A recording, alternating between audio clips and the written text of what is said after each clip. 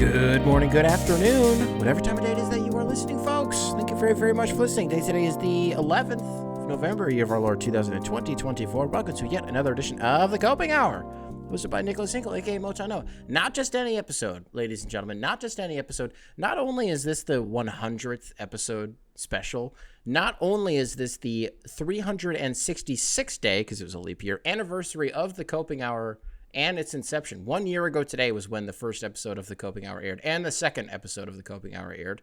We'll maybe get into all of that in just a second. It's also the 13-year anniversary of Skyrim, The Elder Scrolls V, being released. Folks, we got a big show for you guys today, but before we get into any of that, I got to be honest with you guys up top. I didn't really talk about this much on Friday, but, you know, you spend the whole week just kind of thinking to yourself, as an American, you know, we're facing a pretty crucial point, an inflection point in our culture. You spend the whole week thinking, it's going to go blue, it's going to go blue, it's going to go blue, it's going to go blue, it's going to go blue. And then it starts to go red. It starts to go red. You're like, it's happening again. We've seen this before. You think it's going to go blue, and then it goes red. And then the Detroit Lions come back from down 23-7, and they kill the Houston Texans on national television on Sunday night. Game-winning field goal from Jake Bates, 52 yards, after making a 58-yarder just a few possessions prior. Ladies and gentlemen, the Detroit Lions are unbeatable, seemingly. What the hell? What's going on? What's going on with the Detroit Lions? Can't beat them. There's a secret sauce going on in Detroit right now. I'm coming off kind of abrasive, which maybe I should. By the way, if there's ever a time for me to really get in my bag and be like, hey, the team we just beat is bitch made and there's not a single motherfucker on this planet that can talk to me in this exact moment, it's probably after a game like this, right? The Detroit Lions are down 23-7. Jared Goff has thrown five interceptions in this game. If you can't beat the Lions when Jared Goff throws five interceptions in a single game. Did I mention that the Lions were down 23-7 and that Jared Goff had thrown 5 interceptions and they still come back to win? Listen, I don't think that anybody can beat this team right now. I just don't think that it can happen, because we go into this and you're like, I say go into this, you're in like the second quarter and you're like, fuck, here it is. Here it is. Here's the game where Jared sees a bunch of ghosts and he's just facing a ton of pressure. But like, teams have been blitzing him all season, and that's kind of what has been his bread and butter, is like, go ahead and blitz Jared Goff, like see what's going to happen. And then he just dusts you for like a 15-yard crosser, or like J-Mo just like takes the top off of the defense. It's like, that's fine. Take the top. That's blitz. Please blitz Jared Goff. Yeah, but the Texans were actually getting really good pressure in the first half. And it's like, yeah, he threw 5 picks, but 2 of the, not all interceptions are created equally, as we say here on the Coping Hour. And so 2 of the Jared Goff picks were like not real interceptions.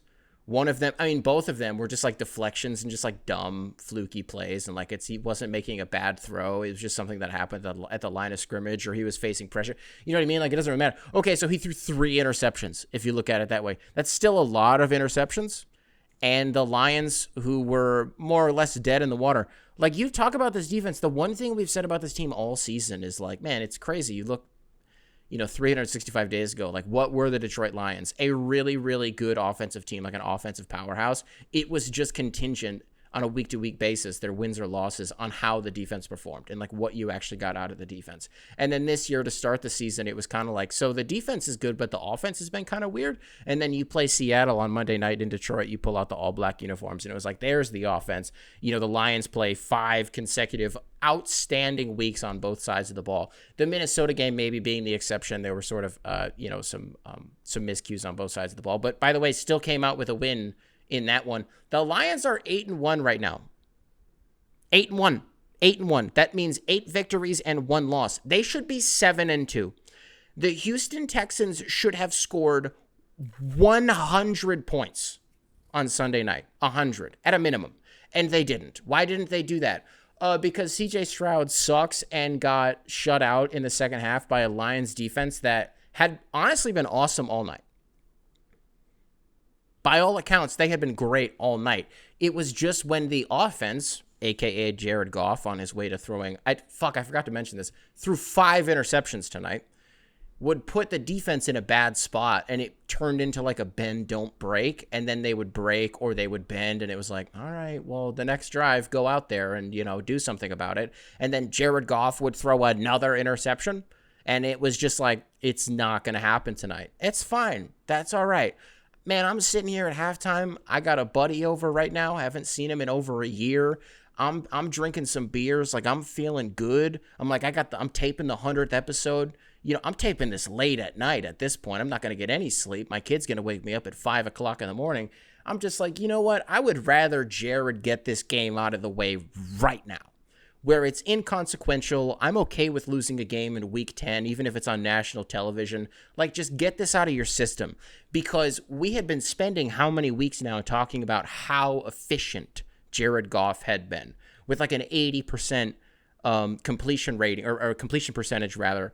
And it's like, that's just not sustainable. That's just not something that you really see out of quarterbacks, especially in the modern era, unless your name was Drew Brees. And so it's like, that's fine, Jared. If you're going to have one of these games, that's cool. Get it out of the way, right? In a game that, in the grand scheme of things is inconsequential. Against an AFC team, whatever. It doesn't matter. What happens when the Lions still win that fucking game? What happens then? What do you do about that? What do you say? I'm asking for a friend, right? Not me, of course, right? Not me. But hypothetically, what happens when your team, your offense, your quarterback does everything in their power to lose you a football game and you still come out on top? What are you supposed to say at that point? Because my thinking, my rationale in this exact moment, watching Jake Bates slide in 2 of the craziest. I mean, you see the flag move on that game winner. That's how close it was. I'm talking razor thin margins, 52, 58 yards, barely snuck in the upright. The 58-yarder, you see the shadow on the goalpost. How did those balls not doink off of the upright? I don't know, but they didn't, right? I cannot help in this moment but say to myself, if it doesn't happen this year, and I mean it, if it doesn't happen, italicized, I'm not going to say it, but if it doesn't, as a Lions fan, I don't know when it's supposed to. You retained both of your coordinators. You extend all of the key pieces that have gotten you through this rebuild and have seen you through to this illustrious moment that you have been building towards as a franchise for about 60 years. Most recently, you make not quite an all-in move with Zadarius Smith, but got a lot of emails about this, seen a lot of commentary on this. By all accounts, feels like the Zadarius Smith trade can be equatable, if I can get away with making up a word, to the Rasheed Wallace trade that the Pistons made in 2004. Adding some depth on the edge, wasn't able to play in this game, but that's fine, because the Detroit Lions seem to be making some serious personnel decisions at the trade deadline, and that's good to see. If it doesn't happen this year with that type of mojo, with that type of luck, I don't really know when it's supposed to happen. Jared Goff, our king, by the way, threw 5 interceptions in this game. That is not survivable. We were down by 16 points at halftime, 23-7, and the Detroit Lions won 23-26. I can Doctor Strange this thing all I want and say, I get the time stone. There's one universe at halftime where the Detroit Lions win this game. There was none. But we created our own where that did happen. NBC is showing this halftime interview with Dan Campbell. Dan Campbell's like, we just got to generate turnovers. We can't get this all at once. We can't chunk this whole thing back in one play. As they're airing that, Carlton Davis jumps a route and forces a turnover. Now, what ended up happening is the Lions get the ball back, and Jared Goff threw another fucking interception. Okay. Okay, Jared. All right, Jared. Just give him the game ball, honestly. You'll give one to Jake Bates, but just give it to Jared Goff, honestly. How did we win this game? I'm honestly being a lot more respectful to the Texans than I should be in this exact moment, because the truth is that I should be shitting all over them. I should be bodying Texans fans because they root for a team. Because that's the segment, right? That's the segment. The day that you're listening to this, go over to the First Take YouTube channel. Go over to like NFL Countdown or Get Up with Greeny and Orlovsky and Rex Ryan, all those guys. What are they talking about? Was this worse for the Texans or was this better for the Lions? Which one was it? Because it can't be both. It's one of them.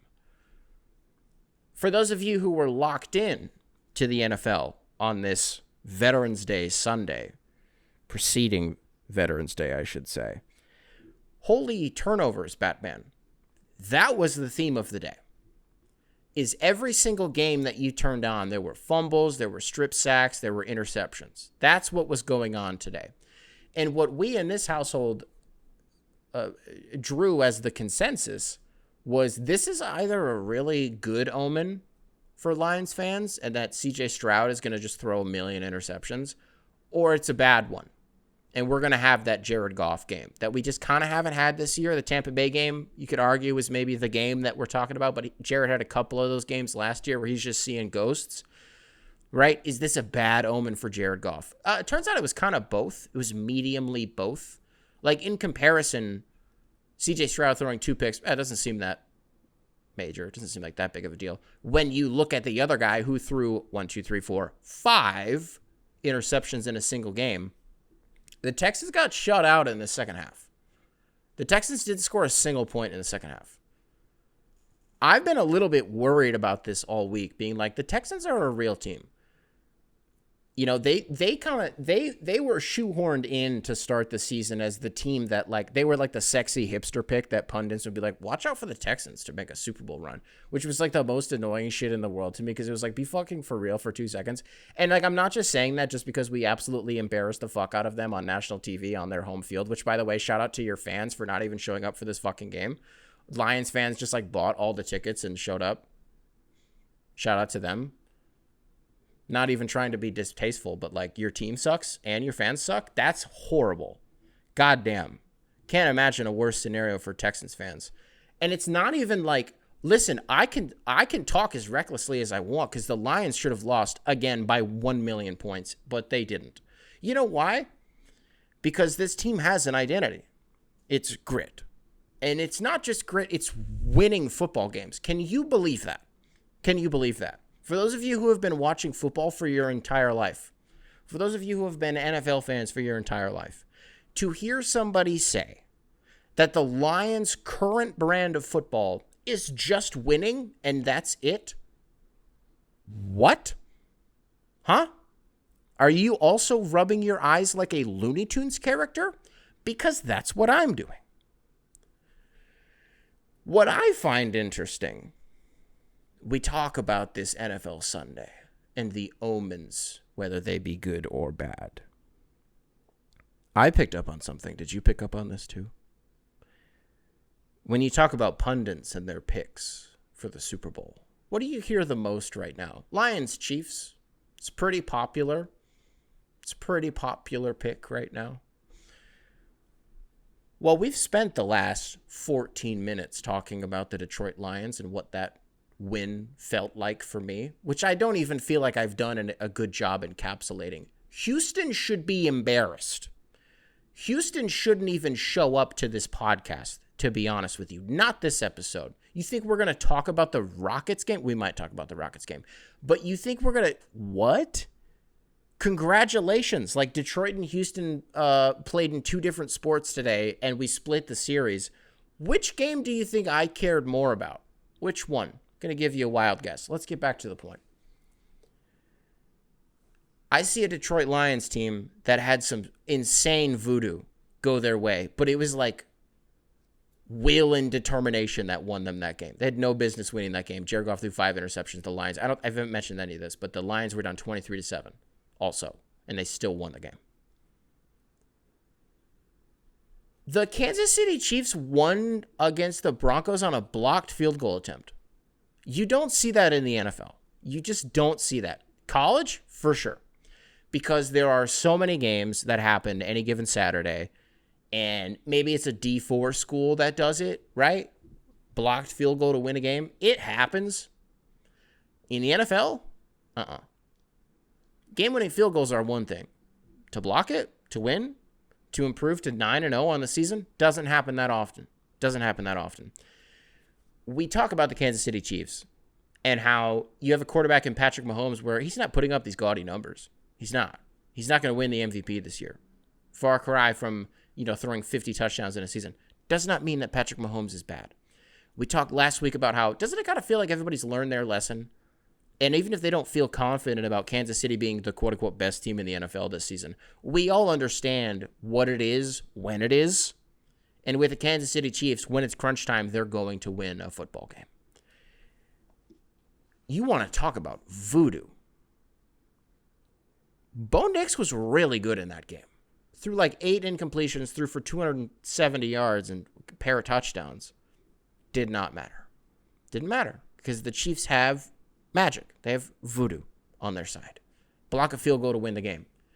And then everything that we just talked about with the Lions. If that was not to you indicative of where this thing is going, I don't really know what could be. My biggest fear right now is that it actually happens. Why would that be my biggest fear, Nick? Nick, you're playing the Kansas City Chiefs. You're the Detroit Lions. You should feel pretty good about that right now. I'm not so sure. In a vacuum? Yeah, 100%. But when I zoom out on the whole thing, you already know that that game would go from maybe the best Super Bowl that we've had in 10 years to the Chiefs winning on a horseshit pass interference call. That's just what would happen. And then I also get put, as an individual, as a guy, as a man, as a host of this program, I get put into the juxtaposition of rooting for dynasties, a la the Kansas City Chiefs, or my team, the Detroit Lions. Which one do I do? Now, obviously, I'm not really thinking about that, and I'm picking the Detroit Lions. But then if we lost that Super Bowl, all right, cool. Kansas City won 3 Super Bowls in a row. That's pretty cool. Even if it's at our expense, that's pretty cool. And then you lose Ben Johnson to like the Bears or the Cowboys. And then you lose Aaron Glenn to the Saints, which is just where he's going. Aaron Glenn is only going to the Chiefs. I'm sorry, to the Saints right now. I don't know. What a bizarre weekend in the NFL that this was. And honestly, I did have a plan for talking about all of the games. I was going to go down it because there was a wild weekend in the NFL. But I'm so blown away, not just by the way that the Lions won, which, by the way, Houston, bury your head in the sand. Don't show up for this pod. It's not for you. Fuck off. Holy smokes. We're just sitting here laughing. How did the Lions win that game? How did that happen? They're 8-1. They have the best record in the NFC. I've never seen the Lions be... I can say this every week. I can. I've never seen the Lions be this good. Usually when we win games like this, we're on the opposite end of it. Has it ever been more apparent or true than it is in this moment? That the Lions have never been this unbeatable, somehow crawling from the depths to winning to win this game. How did they win this game? copinghoursubs@gmail.com. Welcome to the 100th episode of the Coping Hour. Are you kidding me? What is going on? copinghoursubs@gmail.com, spelled phonetically. Email available in the description, wherever it is that you listen to this program. In order to find the emails that I wanted to read, I had to scroll past another Lacoste email. I'm not doing your guys' ads. Leave me alone, Lacoste. This was like 5 years. And I don't need to do this. This one comes into us from William. William, welcome to the show. Subject line: American sports as a product from an outside perspective. Hi, Nick. I'm Will. Longtime listener, first-time emailer from New Zealand. I've been following you since you were standing in front of a wall with a microphone talking your shit. Well, now I'm sitting in a chair talking my shit. Back to the email. I love the show and catch every episode. Thank you for this, brother. Short backstory. I'm in my mid-20s. I've been watching and following all three at the same time. You wrote that. The NBA for the last 4 years. Unfortunately, I became a Pistons fan after my mate introduced me to the game watching the Jeremy Grant, Blake Griffin Pistons team of 2020. They were a fun underdog team to root for at the time. But since then, I have become a devout Pistons fan and, in general, a Detroit sports fan. I try and catch every game I can before work. The games are usually around 12 p.m. my time. But now to the email subject. I find the consumption of American sports to be a little frustrating in comparison to our local sports here in New Zealand. The amount of timeouts, ads, and delays in the game, both in the NBA and the NFL, are quite jarring. It takes sometimes up to 4 hours for a game to include, with only half of that time being spent watching the sport, while on the other hand, the viewing experience for an NRL game, which is a rugby league, is much smoother and fluent. 80 minutes of nonstop footy with a 15-minute break at half. I love the game of basketball and American football, but my enjoyment levels are really stunted by just how much consumerism bullshit the network is trying to shove down my throat. Do you think there's any chance that the networks try and cut down on downtime in the games? Do timeouts really have to last 5 minutes in a basketball game? Wondering what your opinions are on the subject. Yeah, William, thank you very much for this. I got horrible news for you, brother. That shit's not going anywhere. It's not going anywhere. Like, these networks, Amazon, NBC, ABC, just signed a contract where they will be a TV deal where they will be spending $2.5 billion per network on the NBA for the next, how many years? 10 to 15 years? Yeah, these commercials aren't going anywhere because that ad space is so valuable and they got to make their money back somehow, right? Advertisers. That's how they're going to do it. Which, by the way, they're also giving like $2.5 million to the WNBA every single year. So it's not going anywhere. If you wanted them to dial back on commercials, you would have to live with more lasered in graphics on the court with ads. You would have to deal with more ad patches on the jerseys. You would have to, you know what I mean? No, the commercials aren't going anywhere. But I agree with you that sports outside of America definitely has it down, for sure. Was watching the Premier League this morning, as of this taping. Leicester played Man U, and which is like a real battle in this household because Maddie, my girlfriend, she's a Man U supporter, and I'm a Leicester supporter. And so we're waiting for the NFL to kick off. Hey, Leicester's playing Man U. Although I got horse shitted out of that. Jamie Vardy wasn't playing. I don't know when he got hurt. The guy's just been playing. I think this is the first game he's missed this year. He's been playing, gets hurt in training, and they're like, yeah, he's not showing up today. Oh, okay, so Leicester's just not going to. That's exactly what happened. Leicester did not show up for that game. They didn't. I do like Marcus Rashford, though. Although, you know what I learned as I was watching that game, and I was like, I don't like saying Marcus Rashford in an American accent because it sounds like because it's such a good soccer name. Marcus Rashford. Marcus Rashford. Oh, Marcus Rashford with the through ball. Yeah, but that game sucked. So Leicester's down. They're just not a real club without Jamie Vardy. They're not. Their defense is horrible. Christensen had that one ball go in off of his thigh, and I was like, all right, it's wraps on this game. Because they were down 2-0, and I made this mistake a couple of weeks ago. Leicester went down 2-0 against Southampton. I was like, that's it. I'm turning this game off, and I did. And then, like, 90 minutes later, I checked back in. I was like, how did that game end up going? I go, they lose, like, 100-0? No, they won 3-2. They won outright, 3-2. Oh, whoops. Probably should. And thanks to Jamie Vardy, by the way. Shouldn't have turned that off, but I did. And then, Leicester goes into this match, and they have a chance. If they beat Man U outright, they go into Old Trashford, Old Trash Can. They would jump Man U in the standings. They're not facing relegation right now. Southampton actually is because they fucking stink. It's like them, Wolves, and I don't remember who else is in there, but it's not Leicester because they've like been fine. They've been like mostly survivable as like a non-relegation team. Oh, okay. Yeah, but they sucked in that game.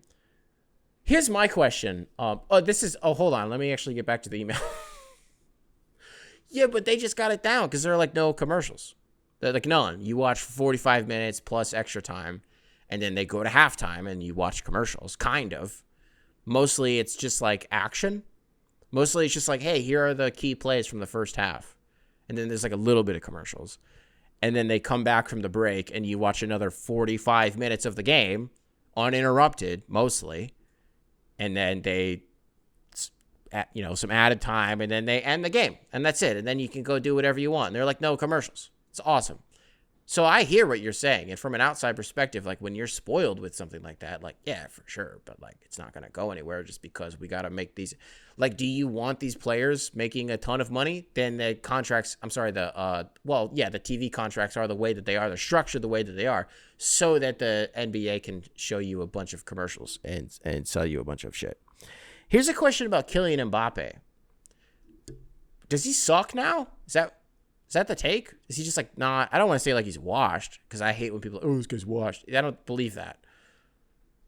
But is the take that maybe he like peaked a little bit during the World Cup already? Did that already happen with him? Did that already happen? Because when you watch him in 2024, these days, it's like all he does is hug the back defender's hip and wait for a through ball.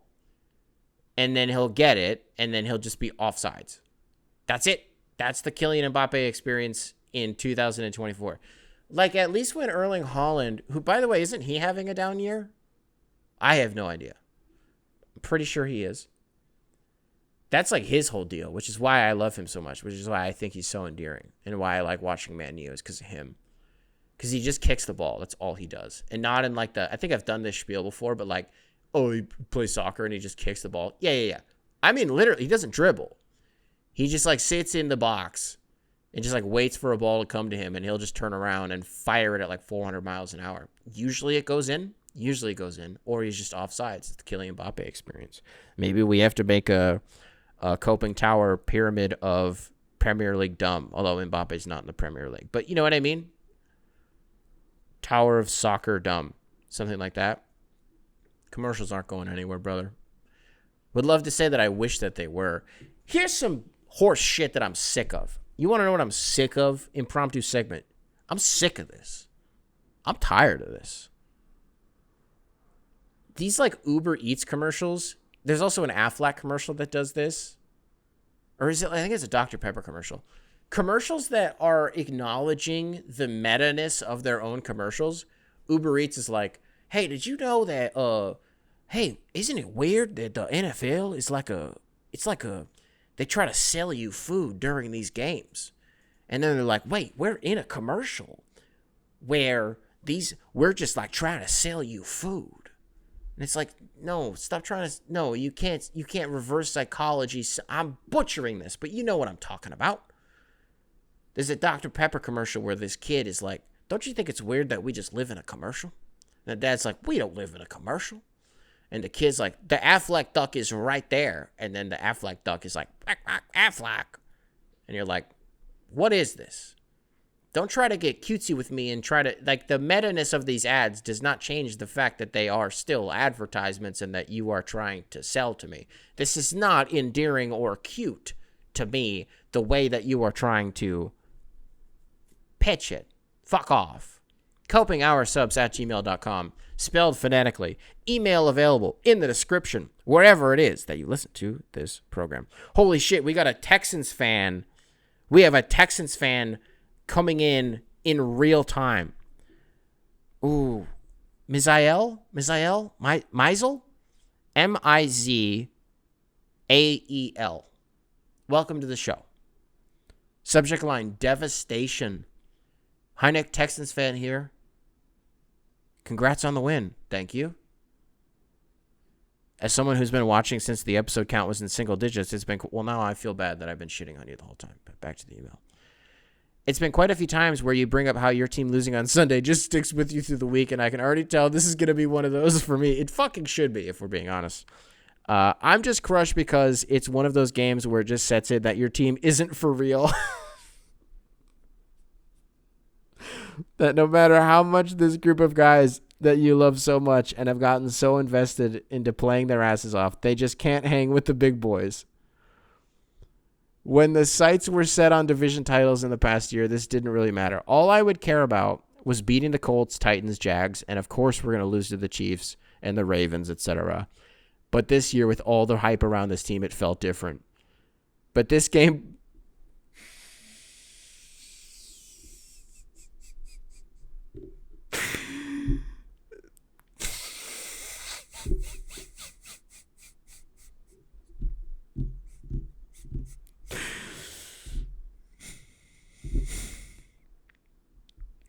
But this game brought me back down to earth. Yeah, probably, and the email is still going.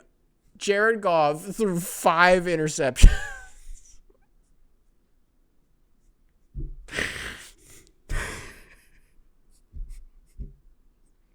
And you fucking...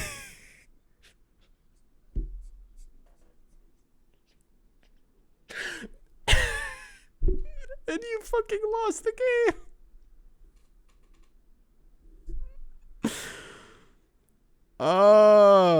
But this game brought me back down to earth and stomped me into the ground. This might be the first episode I skip. You fucking should, man.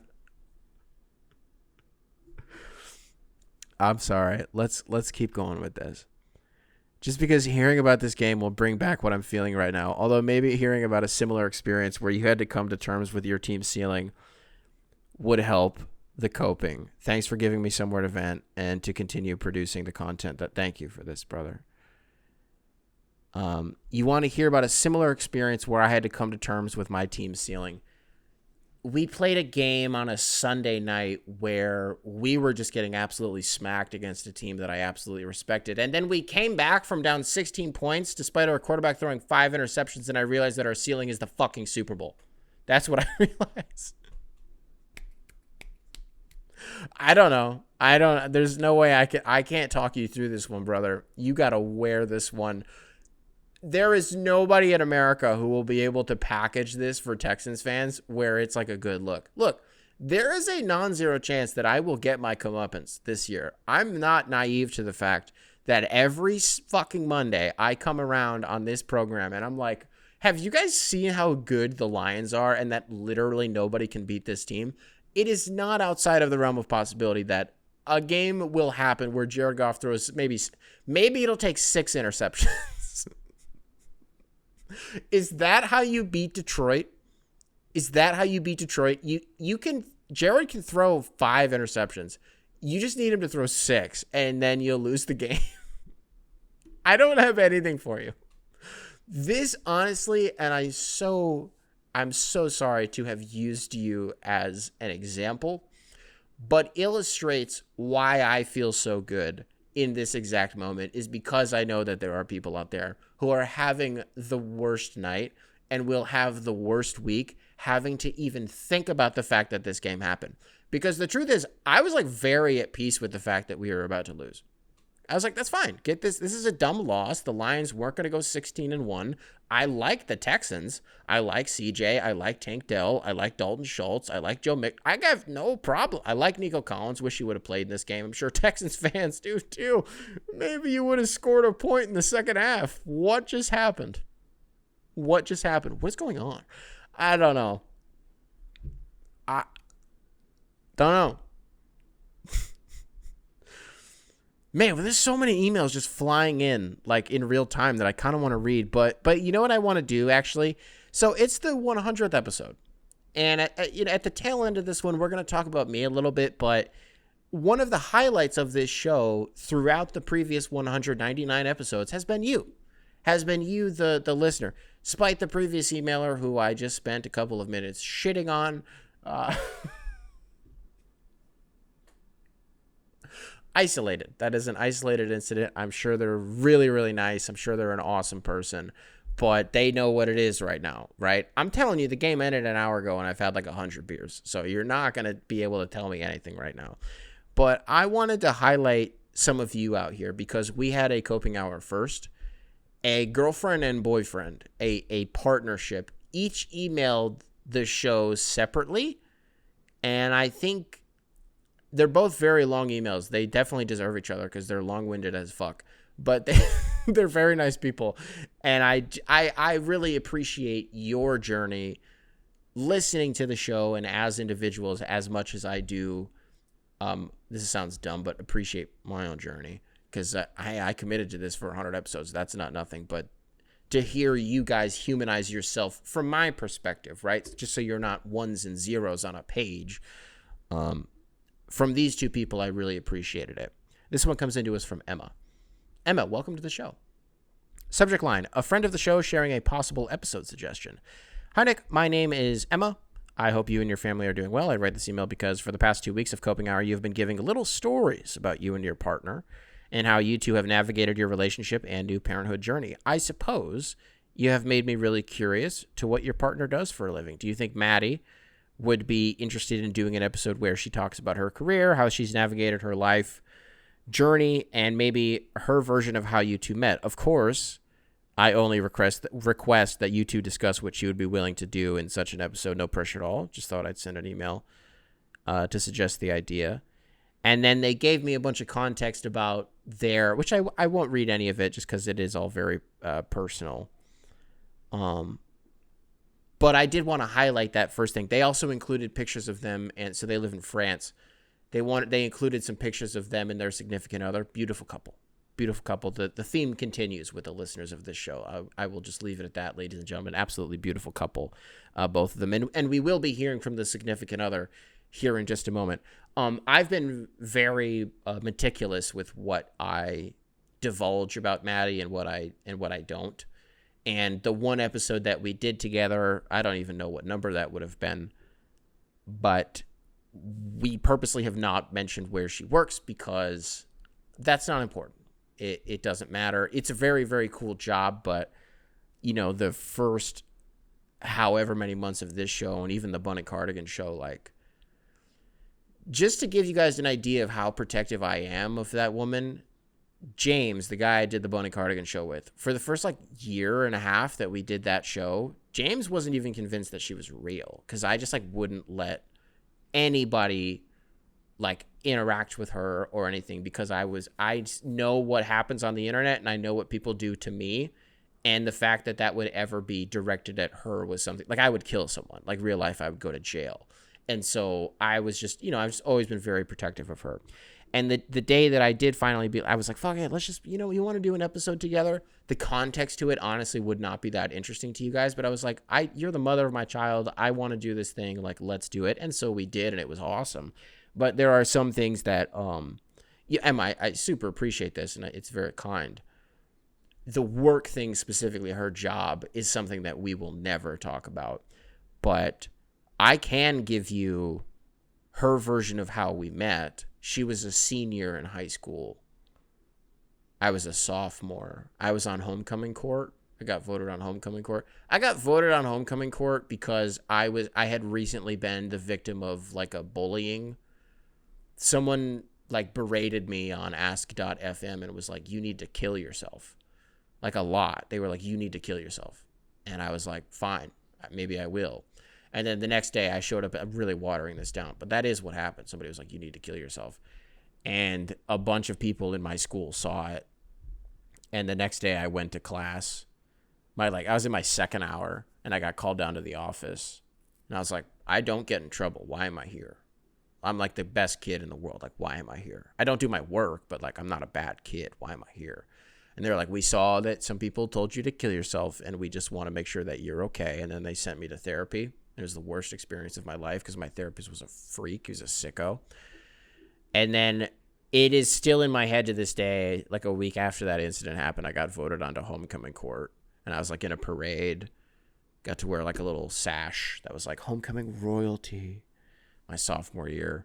They did it because they felt bad for me. They never admitted that, but that's definitely what happened. Well, Maddie was a senior that year, and she was working the events. And so she was the one directing us where to go, and that's how we met. She was like, who is this kid?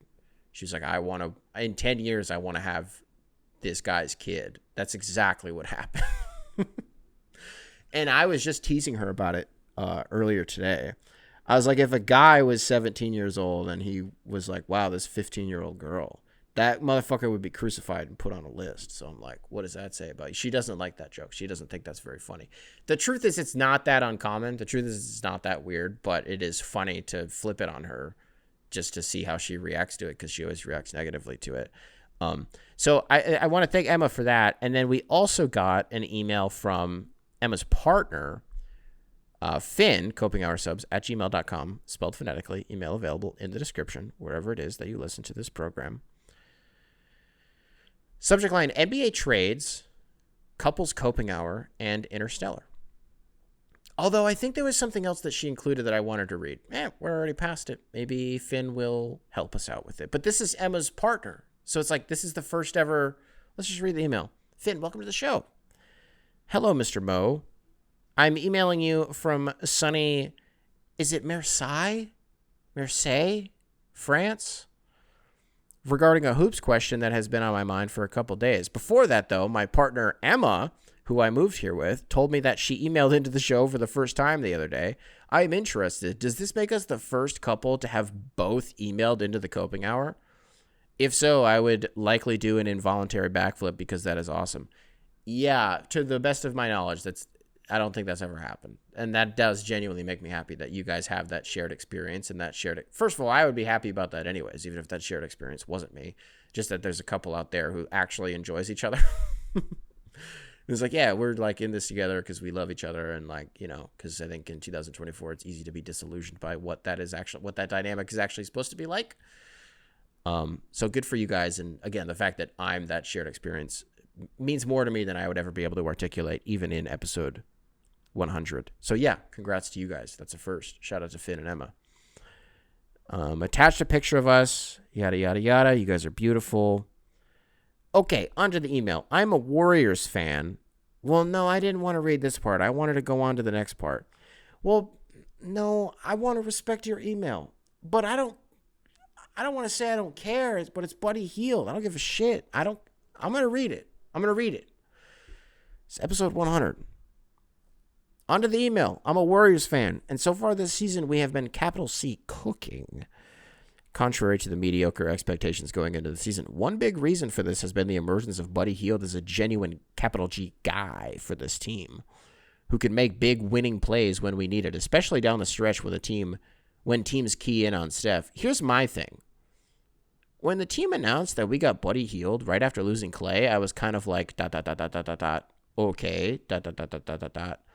and did not really expect much of him. To be honest, before the season started, it was even thrown around in r/Warriors or on Through the Wire that Buddy might be our last guy off the bench and not play much at all because of how many young guys we want to develop, such as Kuminga, Pajemski, Moses Moody, Trace Jackson Davis, etc. However, he has been going fucking beast mode to start the year and showing up consistently when we need him most. And then you did a Tucker Carlson quote here. It's a little too exactly what you're trying to say. So I'm going to read it verbatim, and I think you'll see that there's not enough Tuckerisms in it. But Finn, you're such a nice guy. You guys are such a beautiful couple. I am going to do this for you because it's episode 100, and I would be remiss if I didn't do a Tucker Carlson impression in this episode. So this is on Buddy Hield. This is the script. It used to be you would turn on the TV and Buddy Hield would be sitting on the bench in the fourth quarter after going 4 of 14 from the field and shooting this. See what I mean? This is already too wordy. But I don't want to... After going 4 of 14 from the field and shooting the 76ers or the Pacers out of the game in the first half. Now, under the Biden administration, you turn on the TV and Buddy Hield looks like a really good NBA player who could help you win games. What is going on? So how would I tweak that? How would I fix the Tucker Carlson impression if we're talking about Buddy Hield there? Buddy Hield there. It used to be you turn on the TV and guys from the Bahamas can't play basketball. But now, under the Biden administration, you turn on the TV and everyone is gay. I don't know. And the green M&Ms are turning everybody gay. Like, that's what he would say. It's too wordy. It's too exactly what you're actually trying to say, just in the form of Tucker Carlson. You know what I mean? I keep banging the table. I think it's because I've had a lot of beers tonight. My friend is over, and we had a really fun night. He doesn't even drink. the Lions game was just going really poorly. This email is, I am really taking this one all over the place. So eventually what he wants to ask here is, Pacers and Sixers fans, what should you expect out of Buddy Hield? This is like a think tank moment that he's asking for. You're a Pacers or a Sixers fan. You can throw the Kings in there. You can throw the Pels in there. What is this? What is the Buddy Hield cycle? As an outsider who's never had Buddy Hield on his team, here's what I think it is. In some form, Buddy Hield, let's just start with where we are right now. Buddy Hield is playing the best basketball of his life. And then you move a quarter of the way around the circle. Buddy Hield has kind of been in a slump. And then you move a quarter of the way around the circle. Buddy Hield is a basketball terrorist and should not be on an NBA floor. And then you go to the final quarter, which is he's on a new team. And everyone's like, how about Buddy Hield? What about him this year? What about him? And then you go back to, and then the next one starts the cycle again to he's playing the best basketball of his career. That's like basically what it is. Am I wrong? Pretty sure that's what it's been. And then you ended the email with, on the bad side, I think the immediate question is, will the Damian Lillard Bucks trade end up being the farthest below expectations of any trade in NBA history? They indirectly helped their biggest rival win a title with Drew Holiday and are looking like a bottom 5 team in the NBA this year after having last year ruined by injuries. Another one that comes to mind is the Nets trading for Harden to complete their big three, as that was also expected to be an automatic championship and just never worked out. However, both of these examples also had injuries contributing to them failing to meet expectations. Are there any trades that you can think of that had high expectations that just failed to do anything without being impacted by injuries or bad luck? Trades that you might say, quote, damn, if that had worked out better, it would have changed everything, unquote. One player that I have noticed who consistently... See, this is what I'm saying. I really respect you and your partner because of how damn long-winded you are. Compare emails. Pull out both of your phones and look at the emails that you guys sent me because they're so fucking long. And I love it. I love when you guys get your thoughts out. But when I have to figure out on the fly, when am I going to stop reading this? And it's two people who are beautiful together and who deserve each other. But damn, who talks more in the relationship? What's a trade that I think had really high expectations that like, oh man, what if this thing worked out? Definitely going to be one of, I hope I didn't upset you guys. I'm feeling bad that I said that, but I also know that I'm right and it was funny. Well, the Stafford thing surprised me at like the fact that it just worked immediately. We trade Matthew Stafford to the Lions. We trade Matthew Stafford to the Rams and they win a Super Bowl immediately. Like immediately. And then we just nail all of the picks that we got out of that deal. And then the subsequent stuff that came from like compensatory shit. Like it's maybe the most win-win trade in the history of the modern era of North American sports. Seriously. Like look at where both of the teams are. People being like, oh, I don't know, keep an eye on the Rams. Keep an eye on them to do what? Make a wild card? Maybe, for sure. Outside of that, though, what are you talking about? They're frisky, they're fun. Kyron Williams, like, having a really good year. Matthew Stafford, like, he's always going to be Stafford until the day he retires. Cooper Kupp, like, yeah, still there. Puka Nacua, like, getting thrown out of games. Yeah, I guess. Having a weird year. He's been hurt for most of it. I don't know. They won a Super Bowl, though. They went all in for 1 year, and it worked. That's awesome. The Lions were like, we need a jump start. Guess what? They got it, and they got so good that they can win a game despite being down 23-7 when their quarterback has thrown 5 interceptions. That worked out pretty well. But this does end up just being one of those prompts that I would love to hear more from the panel on. What do you guys think? Like, it's almost like the spiritual... It's almost like the spiritual figures question. And a lot of you guys were like, how about when Kobe passed away and then the Lakers immediately won a championship? That's an awesome one. That's a really, really good one. I think there was another one in here. This one comes into us from Matthew. Matthew, welcome to the show. Subject line, jersey numbers.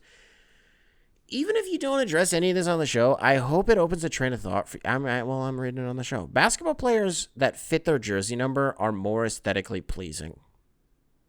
Big men with numbers in the 30s plus are rad, and small-ass guards with numbers in the 30s plus are not. And then parenthetically, you wrote, except for the number 45, which would be for Donovan Mitchell, and technically Michael Jordan, and when Jason Williams wore 55, close parentheses. I would like to throw, you forget Luka Doncic? 77 looks pretty damn good on Luka. We'll talk about all that in a second. Back to the email. Since the NFL let more people pick single-digit numbers, I've had mixed thoughts on it. I've come around on wide receivers, running backs, corners with single-digit numbers, but I kind of feel bad that kickers and punters probably won't get to have the numbers that they want. Why haven't we seen a revolution of punters going to big numbers in college? I want to see a 99 or a 44 or something nasty like 38. Also, Shea isn't handsome. You were always right about that. Thank you. Yeah, see, but that's not what I was saying, though. I don't want to... That's the camp I don't want to be in, is like the guy who thinks that Shea Gilgeous-Alexander is ugly. That's not what the take was. The take was that he's not the hottest guy in the NBA. The take was that, like, I just don't get it. Like, yeah, conventionally, I think he's a really good-looking guy. And then, like, I was trying to think about it. I was in the shower earlier, and I was like, why am I not attracted to Shea Gilgeous-Alexander? I think it's because he's Canadian. Yeah, I think that's it. Here's my experience with Canadians. The ones who come to the United States for any reason, even if they're on vacation, they're fucking mean. They're just not nice people. You know, you hear about, Southern hospitality, Midwestern hospitality. It's real. You hear about, like, Canadians being generally nice people. It's fucking horseshit. I don't know if they're all just coming from Quebec or, like, Ontario, and they're just not nice people. They're not, though. So what I believe to be true is the Canadians that everybody thinks are, oh, wow, Canadians really nice, are the ones that don't leave Canada. So I believe that there are nice Canadians. I just don't believe that they come to the United States. And I think that that's maybe why I don't think that Shea is that good looking, is because he's Canadian. How does that sound? How does that make you feel, Canadians? I don't even want the emails about that. I don't even want it. Too much sass in this one. Too much sass in this episode. But we're 52 minutes in, and genie's out of the bottle. Not going to get it back in there. The hell was this email about? Yeah, Luka wearing 77 makes complete sense. I hope that was just a glaring omission by you, and you hear me say that, and you're like, oh, yeah, definitely. I hope you feel that way, because otherwise I got nothing for you, because it definitely does. I agree with Jason Williams, and I agree with Donovan Mitchell wearing 45 for sure.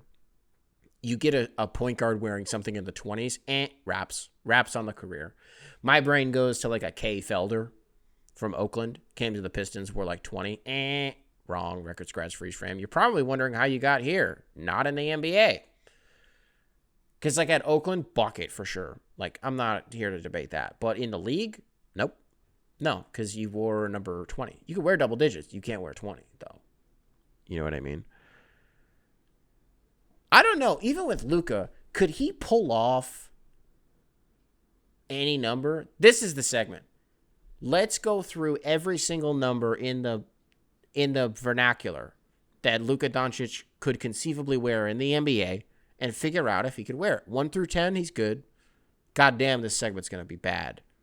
Let's not do it. 58. Luka could not wear 58. He couldn't pull it off. I would wager to say most numbers in the 50s he could not pull off.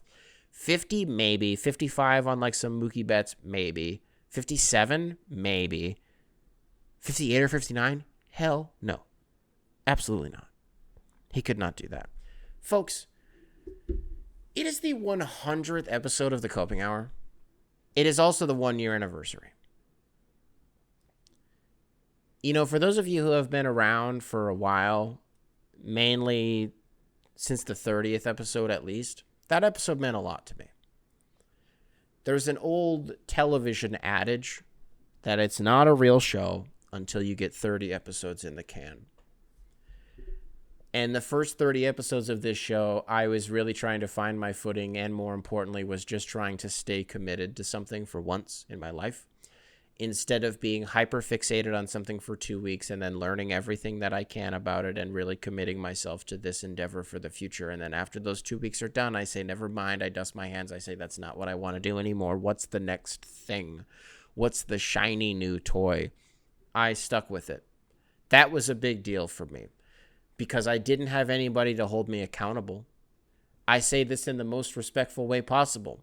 I could have 100 million views on an episode. That does not guarantee that I'm going to do another one because at the end of the day, it's about me. And I don't mean that in a selfish, like narcissistic way. It's just like, if I think it sucks, it's not going to be a thing anymore. And it was really putting my head down and being like, even if it kind of does suck for these first 30 episodes, you need to get your reps up. And it is important for me to feel like I have that outlet. And that's what the show morphed into. And it wouldn't have morphed into what it has become without you, the emailer, without you, the listener, without you, the supporter. It just wouldn't have. Because I think a lot of you, without even realizing it, have molded the show. I take a lot of feedback. I take a lot of criticism. And I don't mean that in like I listen to people talk shit about me all day. No, I listen to all of it. I read everything. I can't help it, no matter where it is. I used to be the worst at keyword searching myself, unlike some real Jamal Crawford shit. That was like real narcissism, where I was like, what are people saying about me? And when I was finally able to like detach from that, because that wasn't healthy, but rather just like, what are people saying to me directly? And you know what I mean? There was an episode very, very early on where somebody said to me, I always want to get mad at you for some things that you say, but then I realized that you're just thinking out loud. And you may hear that at episode 100 and think like, well, yeah, that makes sense because you've said some stuff like that in the past and recently where it's like, that's what the show is. But before that person left that comment, that's not how I viewed it. I don't really know what I was doing, but that wasn't really how I viewed it. And what that person doesn't realize is it unlocked something in my brain that it just made me feel so much more comfortable talking for like an hour and just being like, yeah, honestly, because we live in a culture where your takes have to be refined and whatever it is that you're saying into a microphone and having it exist on the internet in perpetuity, like it has to be the ultimate version of whatever the take is. And again, it has to be super chiseled. No, it doesn't though. It doesn't have to be that good, right? I could sit here and tell you guys I could sit here and talk about scrapped segments that never made it to air because I was just like, there's just no reason for me to do this. Like, it's just not going to go well. What's one? Well, here's a recent one is we've been kicking around a game show idea called The Price is All Right. Price is All Right. It's a play on of The Price is Right. And in The Price is All Right, you watch The Price is Right and, someone on a showcase showdown, they're bidding on a trip to, and hope you pack those swim trunks because you're going to be staying at a luxury resort in Fiji. Well, what if The Price is All Right was a game show where all of the prizes sucked, but you didn't realize it until you got there? It could really only run for like one season, maybe 2 seasons. They shot them in succession back to back. People just didn't know about it before it went to air. Hope you packed those swim trunks. Make sure to apply that sunscreen because you're going to be spending the next 3 nights and 4 days in the Gaza Strip. Hope you like beachfront property because we've got you a blown out townhouse on the West Bank. Unbutton those pants because you're getting molested. Shit like that. Game show like that. Scrap that segment because I didn't think it would play well. That was not me doing the segment, by the way. That was me pitching you a segment that never happened and will never happen. So you throw shit at the wall and you see what sticks and you see what resonates with people. You see what I enjoy doing.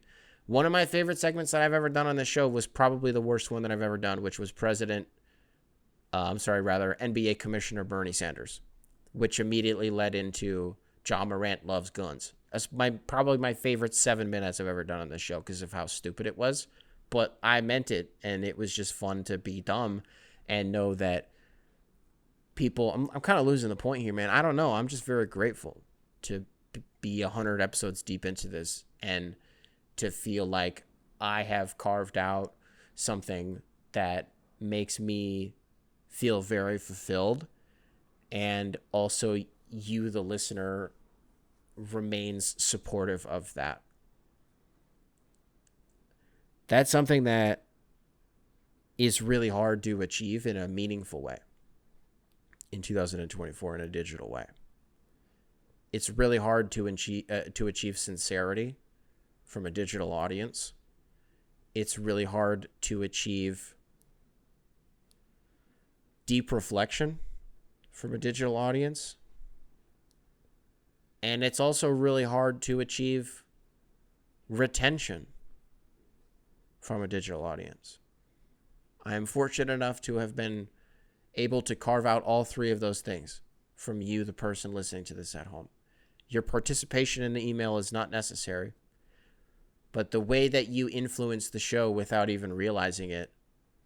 How many times does somebody send an email? We spent 3 goddamn episodes talking about Philly sports. I don't care about Philly sports.